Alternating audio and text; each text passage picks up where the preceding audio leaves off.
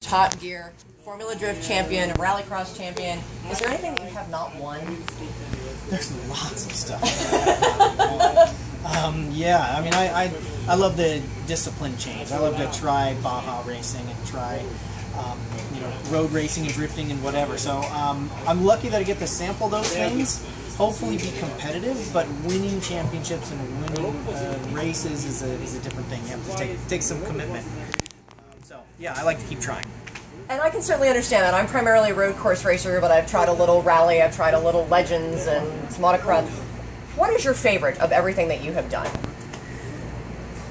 Oh, well, that varies probably. I mean, RallyCross racing is amazing because cars are so fast, and you really kind of have to, like, calm them down a bit. However, rally racing through the forest is probably one of my favorites because the pure mileage that you put on the car, right. The internal conversation. It's not door to door, so the racecraft isn't there, which I love about road racing and rallycross. But it's you almost carry a drone in your mind, where like a video game, where if you brake a little bit early for a corner, you kind of visualize the drone of the guy you're racing against going ahead of you a little bit and back and forth. And I love that kind of internal battle. Now, have you done the rally racing in the snow?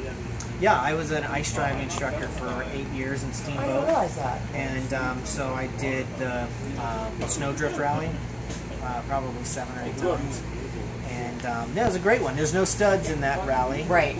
So it can be very slippery if the weather is warm, but it's still a great rally. It's really fun. It sounds like the way I grew up in the Northwoods of Wisconsin, learning to drift out there. Exactly. Now, out here in Global Rallycross today, it was the last race of the series. Didn't really go probably the way you had planned. So tell me what happened when you ended up upside down, because you know you're supposed to keep the shiny side up on these things, Tanner. Well, we do have one more race. Okay, great. In Vegas. But Brian and I came in, you know, the first turn here is kind of a kink right and then a hard left. We were side by side, and I turned in thinking Brian was going to kind of keep the contour of the road there, and he sort of was going a little fast to do that and went kind of straight. And so as soon as I touched him, that was enough to jump off into the mud, and then I'm straight into the, I mean, I don't know if you know, but there's a huge amount of rain here last night. Yeah, oh yeah. Like 2.7 inches or some biblical number. And so the if you were offline a little bit, you were on this amazing clay. And I found that and just went into the water barrier and was upside down. Very comfortable and smooth roll. Well, that's good, and we're glad to see that you came out of it okay. Had me a little bit worried there. Yeah. But so what's next for you?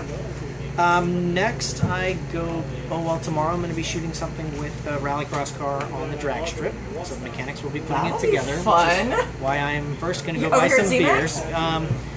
Yep. And then this week I'm working on a movie in LA, and then we're shooting some Top Gear, and then I'm involved in an auction for some cars out in Nebraska later on towards the end of the week. Are you ever home? Not between January and November, generally. I try to get back there. I was there for 4 days 2 weeks ago. It was the first 4 days consecutively since January, so it can be a push. Nice. So when you are home, what do you drive? What's your daily driver? I have a Ford Raptor that is kind of built up a bit, and it's a very, strangely, it's a very good daily driver. I mean, I never thought I'd say that as a race car guy, but it's something you can valet, you can take it to the airport, it fits barely under the garage, and you can go off-roading, like it all in the same day. But it's, I also have a 911 Turbo that is like a great desert car. And then I've managed to keep various cars that I've had over the years that I'm not a spontaneous buyer of cars. And so I will, when I get a car and I really like it, whenever I'm about to sell it, I'll go drive it to the gas station or something to get some gas because somebody's going to come look at it or something. I'll be like, oh my god, this thing is so awesome. I can't sell this. There's no way. And they'll come and they'll be like, yeah, so about your price. I'm like, yeah, no, not for sale. Yeah. I'll get you some lunch. You want some lunch? And then, you know, I'm not going to sell the car. Now, your 911, that's a 996, right? It is a 996. Okay, so you like the 996 probably for the same reasons that I think the 996 is the perfect Porsche. I would rather have a 997, sorry. It just okay, is more why? money. The 996 at the time was such a bang for the buck. Right. It was ridiculous not to get one, I thought. But the 997, they went to the throttle by wire, and the controls got all just kind of cushy and touchy for all those orthopedic surgeons who wanted to buy it for show. The 996 is underrated. It does have a great motor. It had a couple little problems. If you track them a lot, it had a couple little gearbox issues and a couple of coolant hose issues. But, you know, there are guys making a strangely daily driver 1,500 horsepower out of blocks, a stock block. And they're basically a GT2 racing motor packed into a car. The 99, but it was the first water-cooled Porsche. Right. And they made a ton of them. And it was the first one that had the pop-up rollover protection system in the convertible, which is important for me because I want to track the convertible. So, you know, that makes it perfect in my book. So I do like to take that out. That does sound like a good time. Well, thank you so much for talking with me. I really appreciate it. We'll be airing this on America's Garage Radio and on YouTube, and we'd love to have you on sometime. What does a girl have to do to get drifting lessons? It's one of those from you. The calendar. Oh.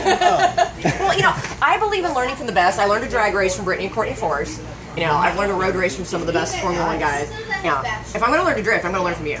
Yeah, BYOC, you know, and bring your own car. Yeah, I know. I need something real drive right now. That's my problem. I'm stuck in a mini. I would love to. It's just we work it on the calendar. That's always the biggest thing is the calendar, right? I don't need much of an excuse to shred some tires. You know, yeah, Michelin and Hankook have had me shredding some tires with them. I like shredding other people's tires. Yes, that sounds like a business plan. It is. Well, thank you so much. I really appreciate it. Yeah. Here's my card. Okay. Hey, who can I talk to make sure that they get the footage? And Andrew.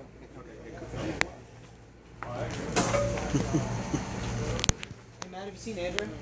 Yeah, I think he's right around the corner here. Matt will take it down. And then also, who can I talk to about doing some kind of interview with three of you guys on the top of your set? Andrew will get you in touch with